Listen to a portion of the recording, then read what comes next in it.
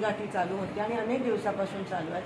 गावबंदी आहे त्याचा मी रिस्पेक्ट करते, पण काही लोक आंदोलकांच्या नावाने, ते आंदोलक नाही आहेत आणि का मराठा आंदोलनाला समर्थन आहे, पण भाजपची लोक आंदोलकाचं नाव पुढे घेऊन येत आहेत आणि त्यांनी आता माझ्या गाडीवर आणि माझ्यावर हल्ला करण्याचा प्रयत्न केला. ते BJPचेच होते आणि त्यांनी माझ्या गाडीला फोडण्याचा प्रयत्न केला. मी संयमाने गाडीत बसली, मी काही बोलली नाही, माझी काच वर होती, त्यांना मी ते करू दिलं. मग ते लिमिटच्या बाहेर गेलं आणि मग मी उतरले आणि त्यांना ओरडली आणि सांगितलं माझ्या गाडीला हात नका लावू. पण ते ऐकण्याच्या मनस्थितीत नव्हते आणि एका महिला आमदाराच्या अंगावर येण्याचा त्या ठिकाणी प्रयत्न केला, माझ्या गाडीची तोडफोड केली.